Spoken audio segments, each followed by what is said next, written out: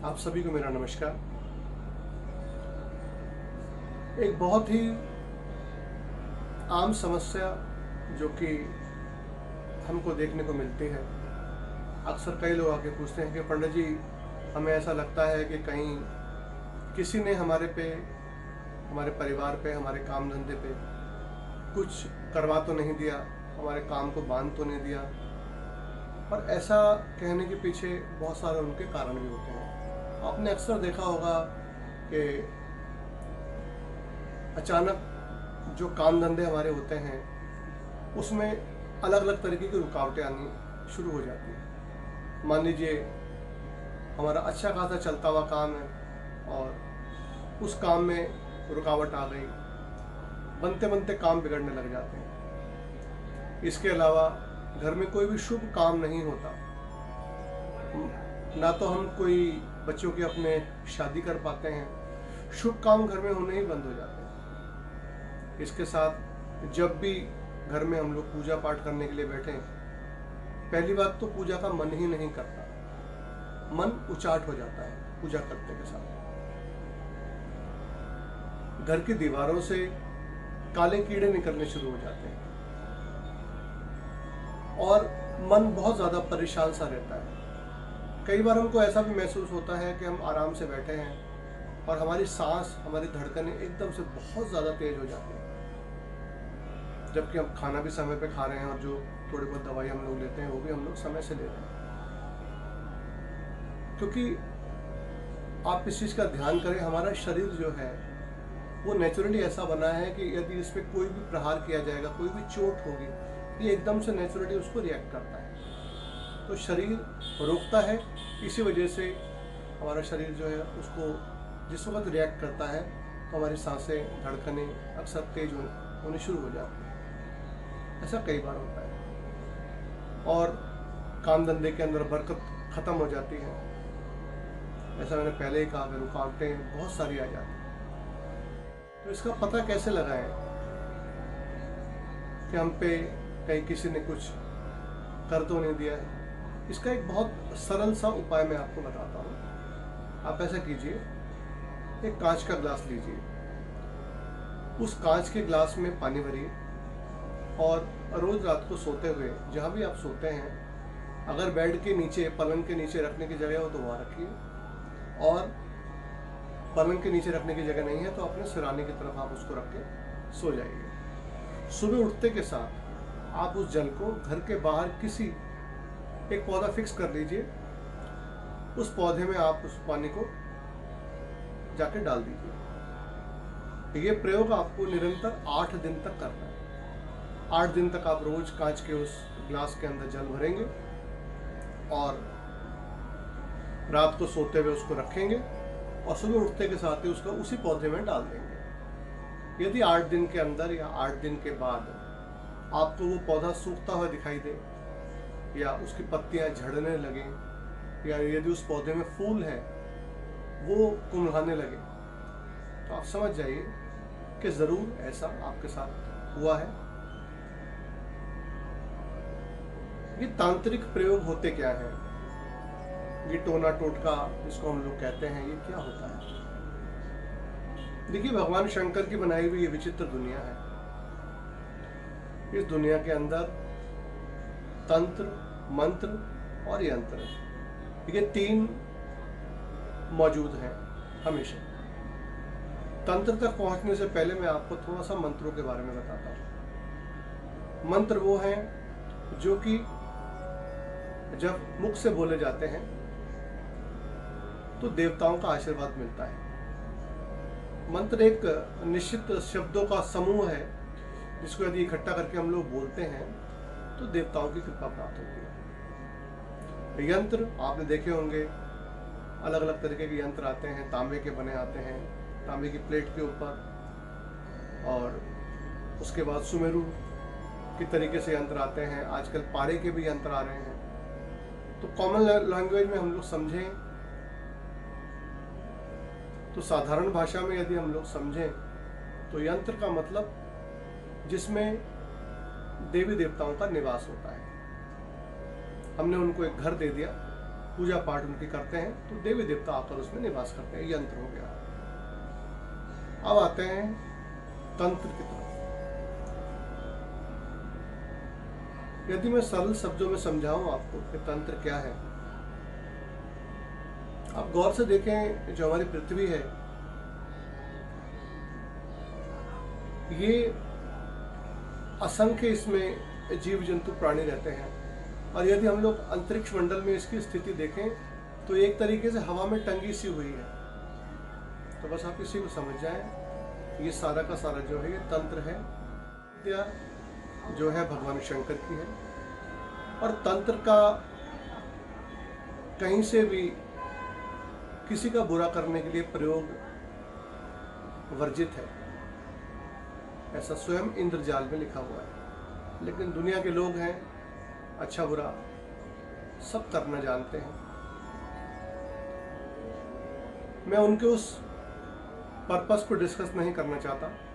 मैं तो केवल उन लोगों की सहायता के लिए आज प्रैक्टिकल पंडित में आया हूँ, जो ये जानना चाहते हैं कि कैसे, यदि किसी ने कुछ कर पूरा दिया है, उसका उपाय क्या है, और उपाय भी ऐसा हो जो कि हम कर सकें। क्योंकि अक्सर जो भी मैंने आपको बातें सबसे पहले इस वीडियो में बताई, उसमें समस्या क्या हो जाती है कि जैसे ऐसा कुछ हुआ, हम लोग ज़्यादा परेशान हुए, ख़ास तौर से हमारी माताएं बहनें। हम लोग जो ये आजकल एडवर्टाइजमेंट दे के तथाकथित जो ये लोग हैं, जो वशीकरण किया कराया, इस तरीके के ऐड आप खूब अखबारों में देखते होंगे आजकल। हर चैनल्स के ऊपर, फेसबुक, इंस्टा, हर जगह, यूट्यूब पे इन लोगों के ऐड आते हैं। कहीं ना कहीं हमारी माताएं बहनें परेशान होकर उनके झांसे में आ जाती हैं। और मेरे पास कई ऐसे केस हैं कि मैं आपको पूरी तरीके से बता नहीं सकता कि उनके साथ क्या क्या हो जाता है। तो सबसे पहले, यदि आपको ऐसा महसूस होता है, तो जो सबसे पहले मैंने आपको उपाय बताया कि पहले जान तो लें कि ऐसा कुछ है कि नहीं है। यदि ऐसा कुछ नहीं है, वो पौधा नहीं सूखता, तो फिर ये कुछ न कुछ और समस्या है। उसके विषय में आगे चल के हम कई वीडियोस हमारे इस चैनल के ऊपर आपको आगे दिखाएंगे। तो आप कृपया करके इस प्रैक्टिकल पंडित को सब्सक्राइब जरूर कर लें, लाइक जरूर कर लें।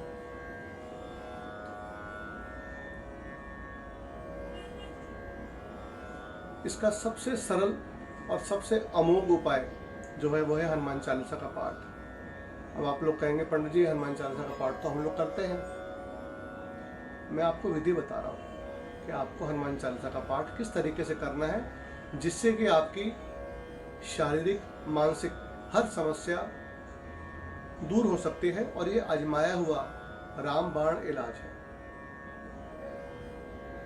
इसको रामबाण इसलिए कहा जाता है क्योंकि हनुमान जी महाराज जो भी काम करते हैं वो राम जी की प्रेरणा से, राम जी के आशीर्वाद से ही करते हैं। हनुमान जी के आगे आप कितना ही हनुमान हनुमान का जाप करते रहें, आपको कुछ नहीं मिलेगा। लेकिन जैसे ही आपने उनकी माँ अंजनी का नाम और उनके प्रभु राम का नाम लिया, तो हनुमान जी के कान खड़े हो जाते हैं और हनुमान जी आशीर्वाद की मुद्रा में आ जाते हैं और अपने बच्चों की सब तकलीफ को सुनते हैं और दूर करते हैं। आइए ध्यान से सुनिए मेरी इस बात को, जो उपाय मैं आपको बताने के लिए। आपको मंगलवार का दिन चुनना है इसके लिए, और आपको श्री हनुमान चालीसा का 108 बार पाठ करना है। 108 टाइम्स पाठ करना है। कैसे करना है समझिए मेरी बात।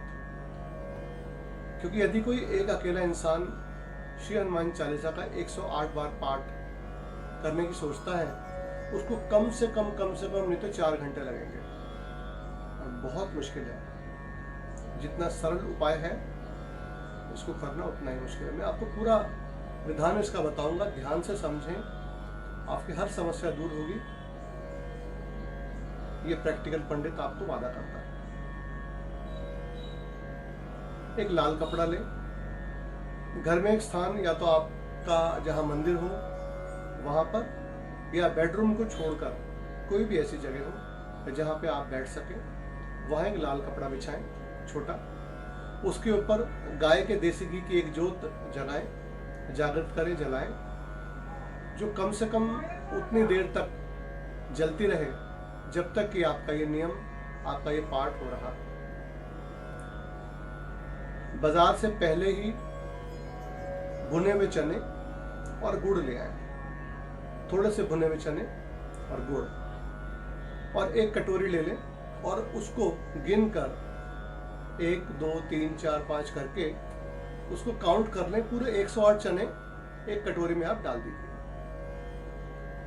और बाकी बचे हुए जो चने हैं, क्योंकि चने आप लेके आएंगे तोल के 250 ग्राम 200 ग्राम जितने भी आप लाएंगे, बाकी जो बचे हुए चने हैं उसको आप दूसरी कटोरी में रख दीजिए, और जो गुड़ थोड़ा सा है उसको भी आप उसमें रख दीजिए। ध्यान ये देना है कि गुड़ और चने कोई भी मसाले वाले नहीं होने चाहिए, मतलब नमक वगैरह उसमें नहीं होना चाहिए। नॉर्मल भुने हुए चने आपको पंसारी के पास मिल जाएंगे बाजार में।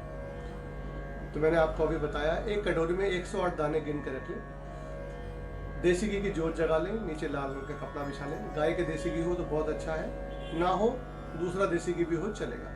दिया मिट्टी का भी हो सकता है, आपके घर में अखंड जोत हो सकती है, जो भी आप इस्तेमाल करना चाहें कर सकते हैं। एक तांबे की लुटिया या घर में चांदी की लुटिया या स्टील की लुटिया, छोटा सा लोटा जो होता है, उसको आप रखें और उसमें जल भर लें।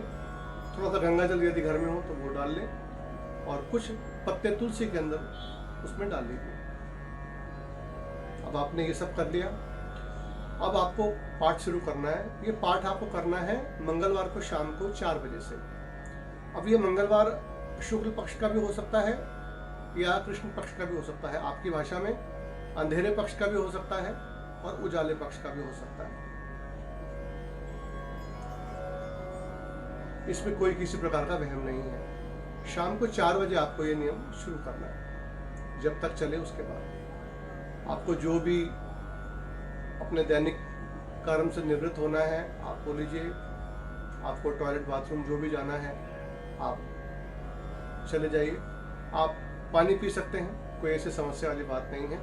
इसके अलावा और कुछ आपको अपने पास नहीं रखना है, और ख़ास तौर से मोबाइल फ़ोन, क्योंकि जब हम कोई उपाय करने बैठते हैं तो उसमें सबसे पहले हमारी श्रद्धा विश्वास होना बहुत ज़रूरी है। गोस्वामी तुलसीदास जी ने रामचरितमानस में लिखा है, भवानी शंकरो वंदे, भवानी शंकरो वंदे श्रद्धा विश्वास रूपिणो। सबसे पहले हमारा विश्वास होना चाहिए किसी भी काम को हम लोग कर रहे हैं, और जब विश्वास होगा तब हमारी श्रद्धा बनेगी, या ऐसे भी कह सकते हैं हमारी श्रद्धा होगी तो हमारा विश्वास बनेगा। तो इस नियम को आप करेंगे श्रद्धा से, विश्वास से, तब जाके आपको इसका पूरा फल मिलेगा। इसके बाद आपने क्या करना है, घर के जितने भी सदस्य हैं, मान लीजिए एक व्यक्ति इस पाठ को कर रहा है, तो मैंने आपको बताया कि 3 से 4 घंटे का समय लगेगा। नॉन स्टॉप करना है इसको बिना रुके। पाठ हुआ, उसके बाद अगला पाठ, उसके बाद अगला पाठ। मान लीजिए 2 लोग हैं घर के अंदर आपके परिवार के जो इस नियम को करना चाहते हैं। 2 लोग करेंगे तो दोनों को एक साथ 54 पाठ कर रहे हैं। आप मेरी बात समझ गए? टोटल काउंटिंग होगी 108 की, 54 पाठ आपको करना है। अब मान लीजिए 4 लोग हो गए जो इस पाठ को कर रहे हैं, तो 27 पाठ। 4 लोग जब मिलके करेंगे तो आपका पूरा नियम मेरे ख्याल से 1 घंटे के अंदर संपन्न हो जाएगा।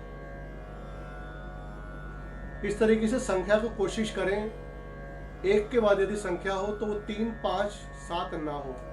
1 के बाद यदि संख्या हो या तो अकेला आदमी करे, तकरीबन 4 घंटे उसमें लगेंगे।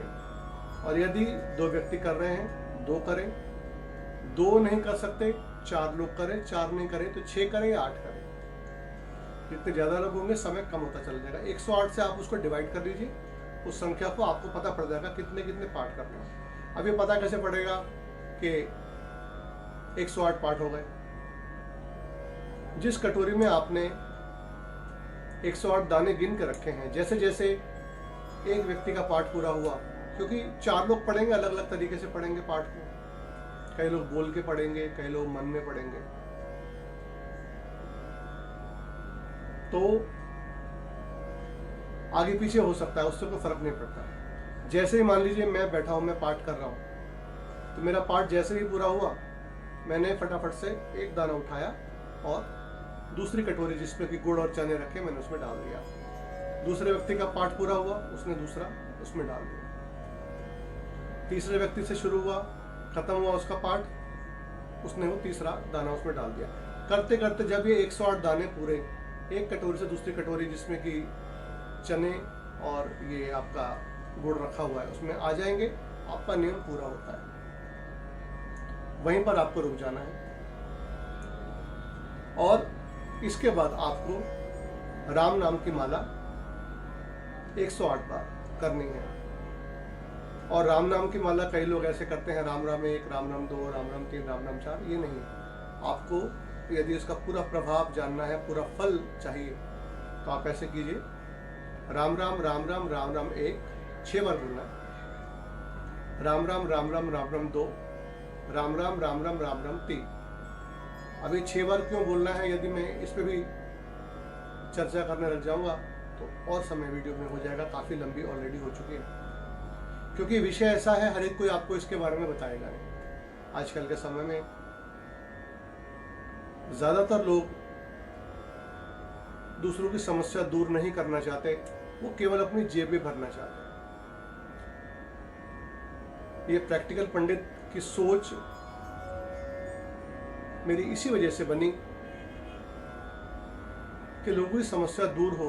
आप जानते ही हैं, मेरा नाम पंडित पंकज शर्मा है। मैं नई दिल्ली के नाट प्लेस के काली मंदिर का पुजारी हूँ और हनुमान जी के चरणों में यहाँ सेवा करता हूँ। हर मंगलवार को बाबा का चोला चढ़ाता हूँ, सुंदरकांड पाठ किया जाता है। कई लोग यहाँ पे आके हमसे पूछते हैं, पंडित जी ये समस्या है, वो समस्या है। और कई लोग जो बहुत ज़्यादा परेशान होकर आते हैं, तो कई बार अंदर से दुख होता है कि इनकी समस्या कैसे दूर करें। लेकिन वही मैंने बात शुरू में कही कि हर समस्या का समाधान जो है वो कहीं ना कहीं बहुत महंगा है, और गलती से लोग तांत्रिकों के चक्कर में पड़ जाते हैं, तो फिर उसके बारे में तो कहना ही क्या है, कुछ नहीं कह सकते। अपना मान सम्मान, धन दौलत सब कुछ गवा बैठते हैं। बहुत सारे ऐसे केसेस हमारे पास यात्रियों ने आके बताए हैं कि कई बार दिमाग बहुत खराब हो जाता है। मैंने जो आपको ये नियम बताया, आपका पाठ संपन्न हुआ, इसके बाद राम नाम की माला आपने करनी है, जैसे मैंने आपको बताया। इसको और अच्छा फल यदि आप करना चाहें, पाना चाहें, तो एक बार राम नाम की माला पाठ को शुरू करने से पहले, उसके बाद आप श्री गुरु चरण सरोज रज निजमन मुकुट सुधार से आप पाठ शुरू करें और पवन तनय संकट हरण मंगल मूर्ति रूप राम लखन सीता सहित हृदय, यहाँ पे पाठ समाप्ति हो जाता है। यहाँ तक आप करें, फिर उसके बाद दोबारा राम नाम लेकर, राम नाम की माला ना करें, बीच बीच में केवल आप 6 बार राम का नाम ले लें, फिर पाठ शुरू करें। फिर 6 बार राम का नाम लें। जब ये हनुमान जी की ये शक्तिशाली ये जो चालीसा है, ये कोई साधारण चालीसा नहीं है। मैं कई लोगों को देखता हूँ मंदिर में ही बहुत जल्दी जल्दी जो है कि जैसे कि ना तो उनके पास टाइम है, ना हनुमान जी के पास टाइम है, इतनी जल्दी में आते हैं और फटाफट फटाफट फटाफट फटाफट चालीसा का पाठ, आरती इतनी जल्दी जल्दी करते हैं कि जब वहाँ बेटे पंडित जी को समझ नहीं आ रही, तो भाई हनुमान जी को क्या समझ आएगी। तो ध्यान रखें इस बात का, आराम से पढ़ें, क्योंकि ये एक एक शब्द, एक एक माला इसकी जो है वो मंत्रों से बंधी हुई है। और ये जो मैंने आपको 108 का नियम बताया, ये मैंने अपनी तरफ से कोई निकाल के नहीं बताया। यदि आप ध्यान से चालीसा के अंत में जाएं तो वहां लिखा हुआ है, जो शतवार पाठ कर कोई छूट ही बंदी महासुख होई। जो शतवार, कई लोग इसको सतवार कहते हैं, नहीं, जो शतवार 100 बार नॉन स्टॉप और 108 मैंने इस वजह से कहा कि 108 की संख्या को बहुत शुभ बताया गया। तो यह नियम जो है गोस्वामी तुलसीदास जी का ही बताया हुआ है। मेरा पूर्ण विश्वास है यदि आप इस नियम को करेंगे तो हनुमान जी की कृपा से, यदि किसी ने कुछ किया कराया भी है, कोई तंत्र बाधा भी है, किसी ने कुछ बांध भी रखा है, वो सब दूर होगा और बाबा का आशीर्वाद आपको मिलेगा। बाबा की कृपा आप पे हमेशा बरसे, आपको उनके चरणों का सानिध्य प्राप्त हो और आपके जीवन से हर दुख, हर तकलीफ दूर हो। यही मेरी अपने इस चैनल प्रैक्टिकल पंडित के माध्यम से प्रभु के चरणों में विनती है। आप सभी को बहुत बहुत नमस्कार। जय महाकाल।